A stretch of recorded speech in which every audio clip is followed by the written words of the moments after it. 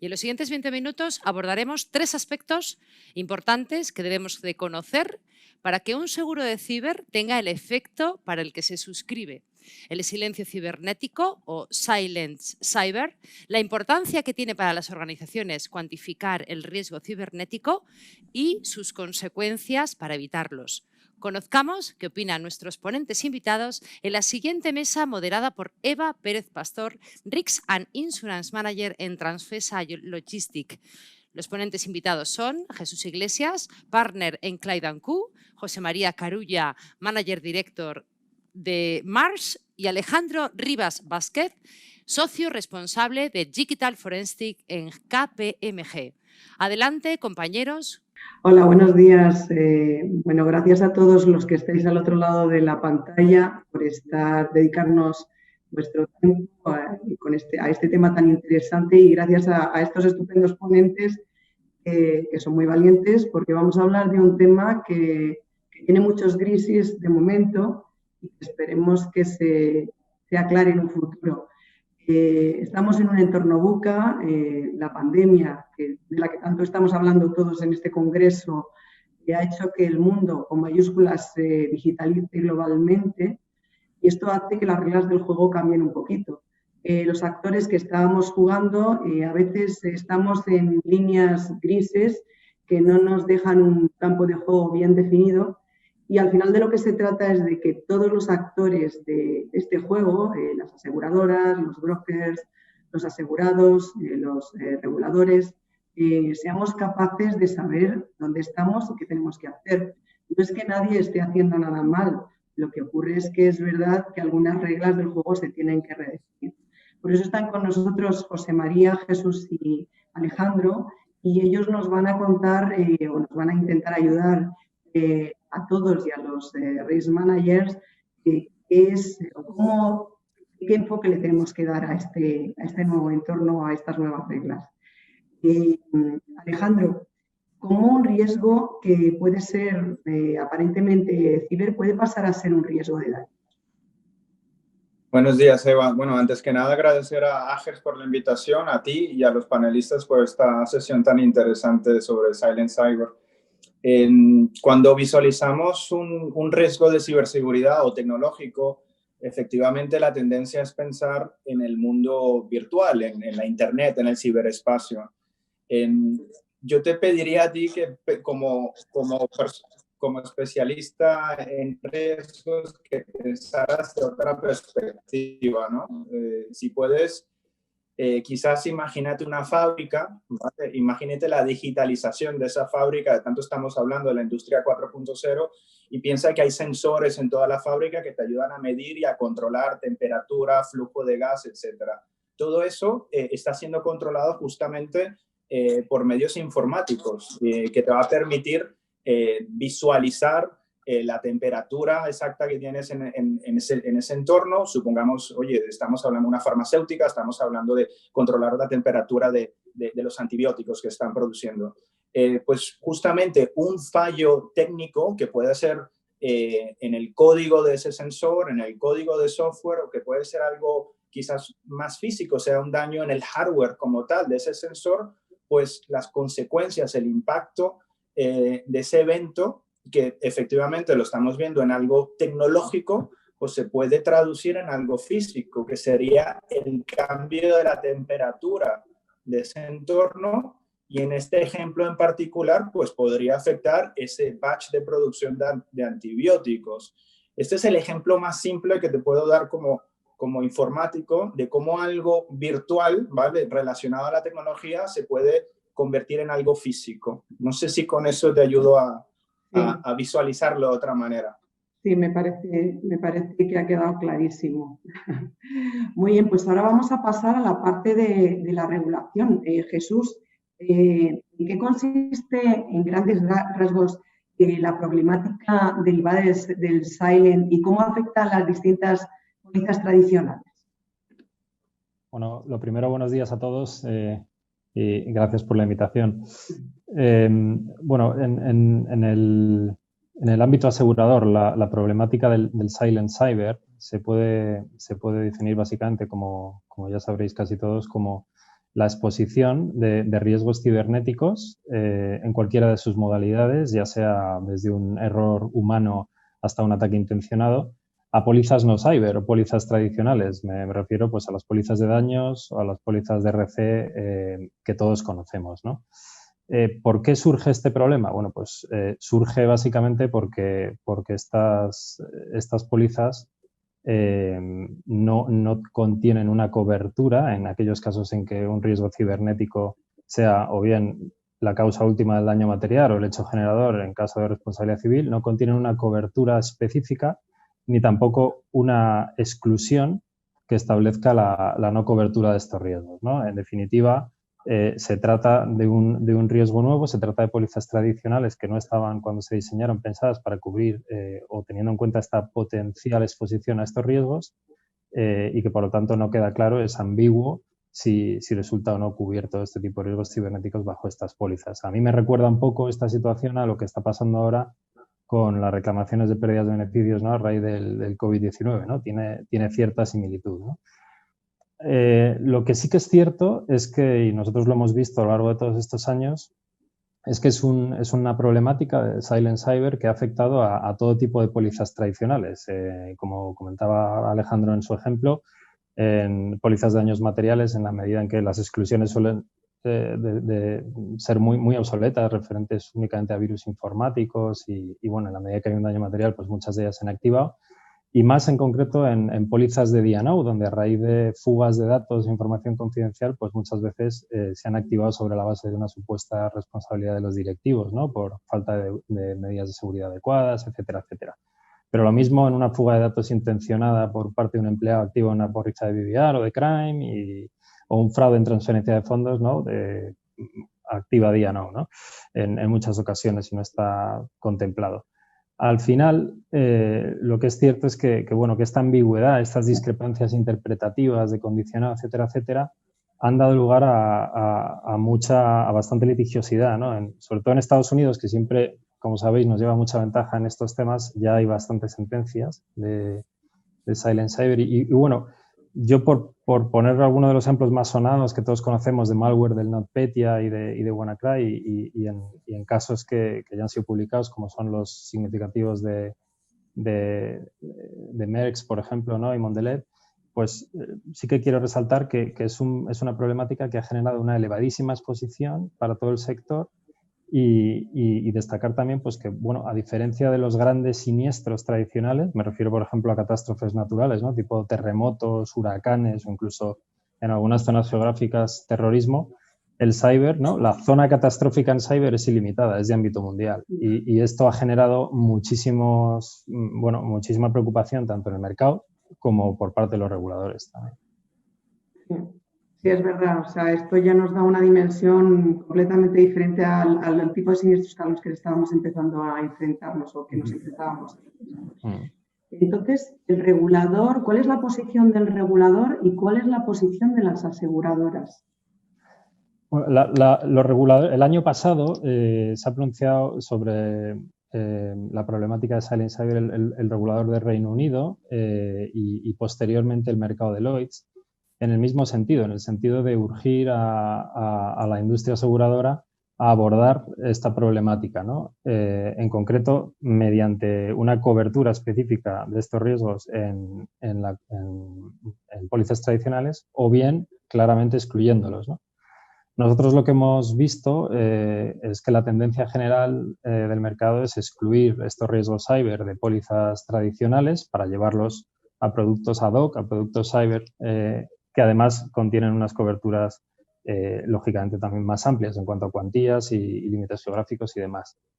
Es cierto que ciertos mercados han optado por algo que podríamos llamar como una solución intermedia y otorgar ciertas coberturas de riesgos cibernéticos bajo pólizas tradicionales, normalmente a través de un carback o el suplemento correspondiente, sujeto a un sublímite determinado y a cambio, lógicamente, de la correspondiente prima, sobre todo ceñido a aquellos casos en que un ciberataque, un incidente cibernético da lugar a un daño personal o material, incluyendo la mayor parte de las veces daños producidos en instalaciones de terceros, Pero, por ejemplo, algo como el perjuicio patrimonial puro, no derivado de un daño material previo y demás, la tendencia es a llevarlo a cyber, ¿no? También estamos viendo que el abordaje de esta problemática de Silent Cyber en RC está siendo más dificultosa porque al final es más difícil también la valoración de la exposición, el tema de que estas pólizas en su mayor parte pues, no son en base a ocurrencia y otra cuestión bastante problemática es también el tema de, ¿no?, el valorar que se considera o no pérdida directa o indirecta, ¿no?, derivada de un ciberataque. Son las cuestiones que estamos viendo que quizá pueden plantear más dudas, ¿no? Al final, yo creo que es importante no perder de vista que estamos ante un riesgo cambiante y en total evolución, lo que hace muy difícil cuantificarlo y parametrizarlo, ¿no? Y yo, bueno, me remito a los hechos, ¿no? Hace 4 o 5 años la principal preocupación era, por así decirlo, sufrir un data breach, tener una fuga de datos. Después, la gran preocupación ha sido, y bueno, sigue siendo en gran medida, el tema de las pérdidas por interrupción de negocio derivadas de un ciberataque, pero más recientemente lo que estamos viendo que está cobrando cada vez más y más protagonismo son los ataques de ransomware, que han cambiado absolutamente la forma de realizarse, su complejidad, con casos como Ryuk y Emotet, que el año pasado hubo muchísimos casos de ellos, ¿no?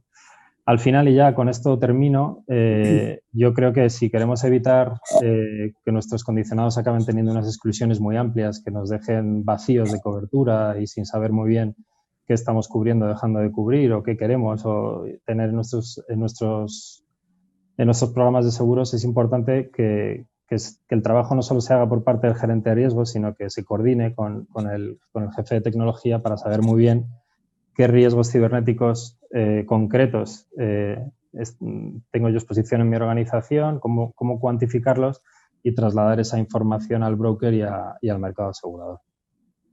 Muy bien, muchas gracias, Jesús. Ah. José María, ¿cómo pueden las organizaciones adelantarse para identificar cuáles son esos gaps propios del Silent Cyber en sus programas aseguradores? ¿Qué tiene que hacer un gerente de riesgos o dónde tiene que buscar, en qué cláusulas, en qué pólizas para identificar coberturas o exclusiones? Gracias, Eva. Y bueno, me uno al agradecimiento de mis colegas panelistas poder participar en esta sesión. Bueno, la verdad es que coincido bastante con lo que comentaba Jesús. A veces cuando pensamos en el Silent Cyber solemos pensar que si hay un daño material o un daño personal involucrado, pero también hay que tener en cuenta que yo creo que las implicaciones es prácticamente a todo el programa asegurador que pueda tener cualquier organización, porque de alguna manera u otra todos somos relativamente tecnológicos. Y en este sentido, pues oye, además de las tradicionales coberturas de daños y responsabilidad civil, pues no deberíamos dejar de olvidarnos, pues como comentábamos antes, la de D&O, un crime, un secuestro incluso, la profesional, transportes. O sea, realmente el análisis habría que hacerlo, creo yo, sobre pues, toda la cartera de pólizas aseguradas que podamos tener en nuestra organización. Y sí que empezar pensando en qué es lo que puede pasar nos ayudará también a identificar dónde podemos tener esa exclusión o esa no inclusión, esa exclusión parcial. Yo creo que aquí, en cuanto a las pólizas, no hay una regla general porque cada póliza es un mundo, pero sí que como tips podría ser interesante pensar si el lenguaje de la póliza es en base a todo riesgo o puede ser una gran responsabilidad civil o algo así, pues es interesante focalizarnos en la definición de alcance del seguro y, por otro lado, hacer un foco específico en las exclusiones. Si, por otro lado, estamos viendo más una póliza más centrada en lo que sería un enfoque multirriesgo, pues aquí sí que, lamentablemente, tendremos que leer bien la póliza para identificar si está precisamente incorporada mención específica al Silent Cover. Pero también hay otro aspecto interesante, que ya no solamente es ver si hay Silent o no hay Silent, sino que también es interesante ver cómo algunas coberturas, como puede ser una póliza de crime, una BBB o una póliza de Q&R, pueden estar, digamos, solapándose o conviviendo armónicamente con una póliza tradicional cyber. Lo cual yo creo que estas serían, a grandes rasgos, cómo podríamos enfocarlo. Muy bien. O sea que un buen análisis de riesgos es una buena ventaja. Y para cuantificar ese riesgo, ¿qué acciones deben considerar? ¿Cómo se han de concienciar los gerentes de riesgos, ellos mismos, a la organización? ¿Qué hay que ver? Bueno, o sea, realmente, como comentábamos antes, el riesgo ciber es transversal a la organización y yo creo que trasladar la responsabilidad al gerente de riesgos como única persona que debe analizarlo sería un error. Es decir, yo creo que es un riesgo tan transversal que no se puede trabajar como un silo. Yo creo que por eso es fundamental que los gerentes de riesgos os apoyéis, nos apoyemos en el resto de la organización, porque lo que es importante es entender cómo ese riesgo se puede comportar. Y cómo entender es ver cómo los procesos críticos que corren a través de la tecnología se pueden haber afectados por interrupciones, pues ya sea por indisponibilidad de los sistemas, ya sea porque la información no llega o es incorrecta, y sobre todo tomando el punto que comentaba tanto Alejandro como Jesús, oye, que es que realmente nos pueden llegar a tomar el control sobre determinados aspectos. Tenemos equipos industriales, los famosos sistemas SCADA, y tenemos que entender cómo estos sistemas realmente pueden llegar a ocasionar esas consecuencias. Y ahí, una vez somos capaces de identificar este trabajo en el que tenemos que contar, pues oye, por supuesto con el CISO, tenemos que involucrar al responsable de seguridad, directores industriales, líderes de área de negocio, en este análisis de riesgo constante, contar con ellos para poder caracterizar estos escenarios, y con toda la información lo importante es poder llegar a modelizar, porque modelizando podremos, incorporando información de diversos eventos externos, internos que nos hayan pasado, podremos definir cuál es ese tamaño del riesgo, y no solamente este tamaño del riesgo, sino que incluso identificar el clásico ML o PML que tenemos en las pólizas de daños, pero vinculado a que la amenaza sea un ataque cibernético. Vale. Ya conocemos el riesgo, conocemos la exposición, y ahora, ¿cómo se tiene que comportar o cómo se está comportando el mercado asegurador? Yo creo que me ha gustado mucho lo que comentaba Jesús, esa perspectiva también desde la parte de broker la estamos viendo así. Yo creo que lo que ha pasado en términos generales es que la industria aseguradora, como todos nosotros, nos hemos entrado en el riesgo, digamos, de la economía digital, entendida como riesgo, no como economía digital, el riesgo a golpe de pandemia. Hemos visto que se multiplican los ransomwares y se levanta una serie de aspectos que hasta ahora, pues el silent dejaba de lado y ahora cada vez tiene más importancia.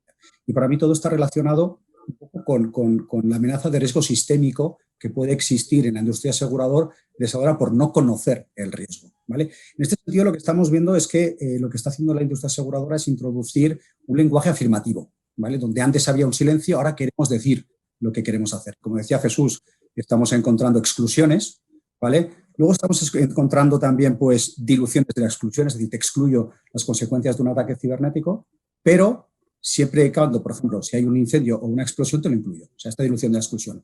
Y en otros casos, incluso, se están incorporando, pues, extensiones de cobertura, que podríamos denominar no falsas, pero sí como veladas. Por ejemplo, el caso de Diano, que estaba comentando Jesús, que realmente el silent, pues, es una cobertura que otorga una gran amplitud dentro de una cobertura Diano, pero lo que se está haciendo es intentar introducir, o sea, te extiendo la cobertura a riesgo cyber con un sublímite específico. O sea, realmente las actividades son diversas, y yo no creo que sea un tema de responsabilidad del mercado asegurador, sino que cada vez más nos piden las organizaciones de las empresas que demos información. Esto me recuerda mucho que en su momento, cuando estábamos trabajando en un riesgo físico, aportamos informes de inspección para que el mercado asegurador conozca nuestro riesgo.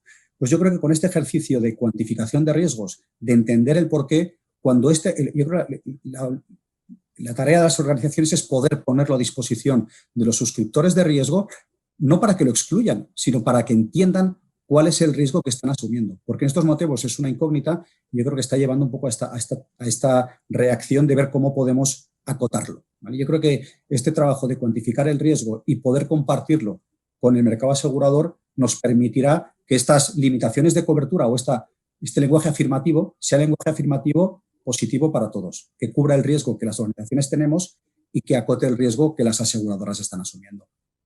Está claro, al final es un tema de comunicación, de confianza y de aprender todos, porque todos tenemos que aprender de esas zonas que se están generando ahora, ¿no? Que es un entorno nuevo.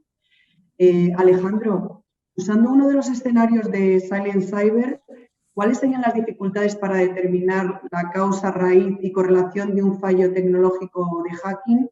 ¿Y cómo lo aterrizarías para que una organización lo entendiera? Porque muchas veces la dificultad, un poco de lo que decía José María, hay que transmitir el conocimiento de la empresa, hay que trasladárselo al suscriptor, pero a veces es bastante complicado bajarlo a un lenguaje normal para que el receptor pueda darte la información que quieres.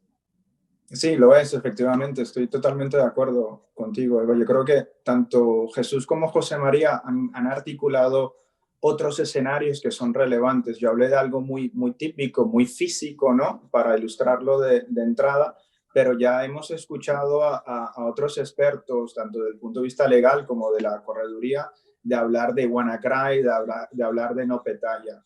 En mi experiencia en este espacio, y yo trabajo en dos ámbitos. Básicamente trabajo para aquellos que tienen la cobertura afirmativa o que tienen el producto específico de ciber, donde actuamos directamente en el triaje y la contención del incidente, pero también a posteriori en esa evaluación, ese peritaje de qué ocurrió, tanto desde el punto de vista técnico como también del quantum económico.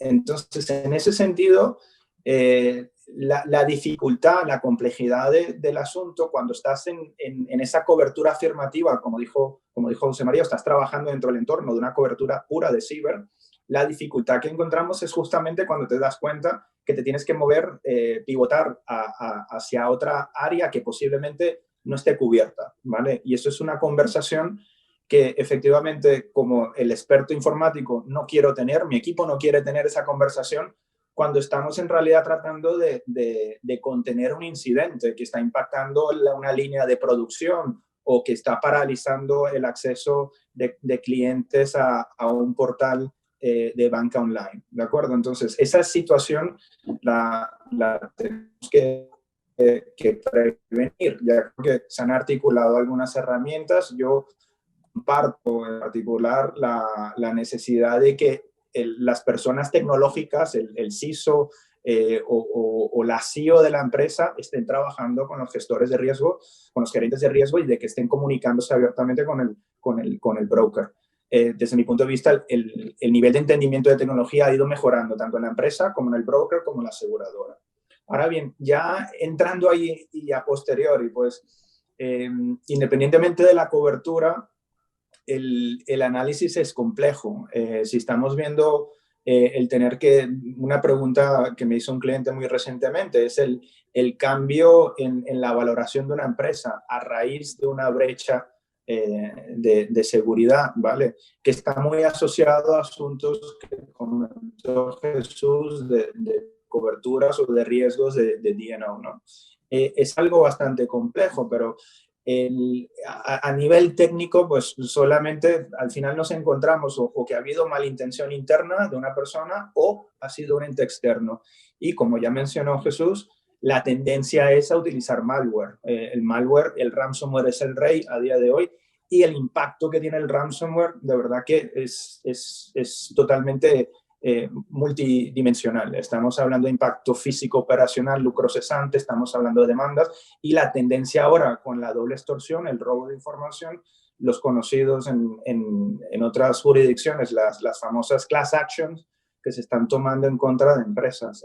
En particular hay dos casos bastante sonados en el mercado donde ya ha habido multas y se ha abierto la posibilidad a que el usuario final también demande a la empresa. Entonces, es un asunto complejo, pero las herramientas están ahí.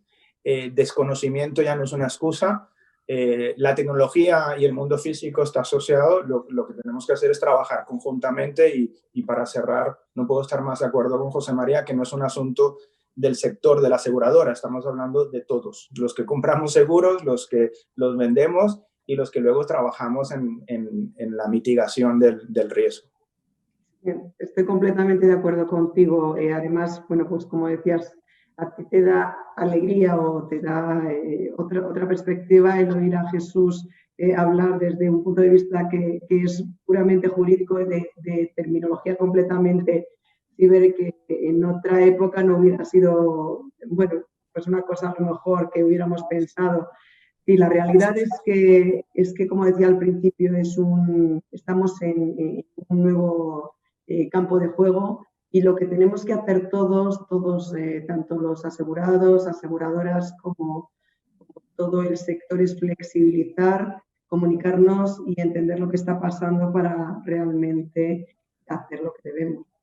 Muchísimas gracias a los tres, ha sido un placer y ha sido un lujo estar con vosotros y si alguien tiene alguna pregunta, por favor trasladárnosla a Gers, que se las hacemos llegar para que para que bueno, contesten vuestras dudas. Muchísimas gracias.